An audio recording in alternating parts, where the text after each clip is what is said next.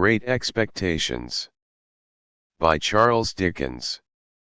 Chapter 14. It is a most miserable thing to feel ashamed of home. There may be black ingratitude in the thing, and the punishment may be retributive and well deserved, but that it is a miserable thing, I can testify.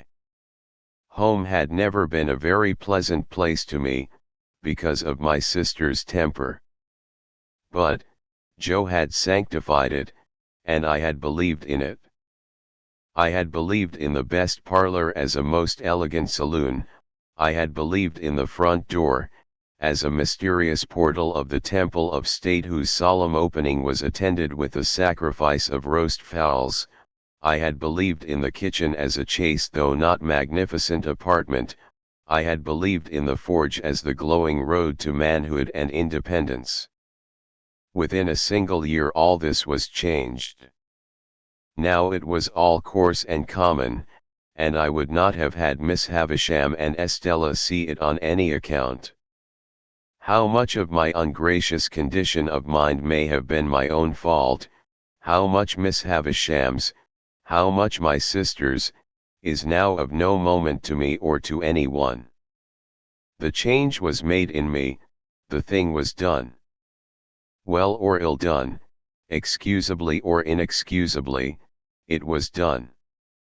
Once, it had seemed to me that when I should at last roll up my shirt sleeves and go into the forge, Joe's prentice, I should be distinguished and happy. Now the reality was in my hold. I only felt that I was dusty with the dust of small coal, and that I had a weight upon my daily remembrance to which the anvil was a feather. There have been occasions in my later life, I suppose as in most lives, when I have felt for a time as if a thick curtain had fallen on all its interest and romance, to shut me out from anything save dull endurance any more. Never has that curtain dropped so heavy and blank, as when my way in life lay stretched out straight before me through the newly entered road of apprenticeship to Joe. I remember that at a later period of my time, I used to stand about the churchyard on Sunday evenings when night was falling, comparing my own perspective with the windy marsh view, and making out some likeness between them by thinking how flat and low both were, and how on both there came an unknown way and a dark mist and then the sea. I was quite as dejected on the first working day of my apprenticeship as in that after time, but I am glad to know that I never breathed a murmur to Joe while my indent years lasted. It is about the only thing I am glad to know of myself in that connection. For, though it includes what I proceed to add, all the merit of what I proceed to add was Joe's. It was not because I was faithful, but because Joe was faithful, that I never ran away and went for a soldier or a sailor.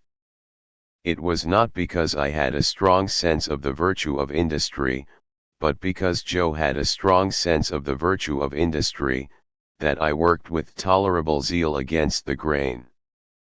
It is not possible to know how far the influence of any amiable honest-hearted duty-doing man flies out into the world, but it is very possible to know how it has touched oneself in going by, and I know right well that any good that intermixed itself with my apprenticeship came of plain contented Joe, and not of restlessly aspiring discontented me. What I wanted, who can say? How can I say, when I never knew? What I dreaded was, that in some unlucky hour I, being at my grimiest and commonest, should lift up my eyes and see Estella looking in at one of the wooden windows of the forge. I was haunted by the fear that she would, sooner or later, find me out, with a black face and hands, doing the coarsest part of my work, and would exult over me and despise me.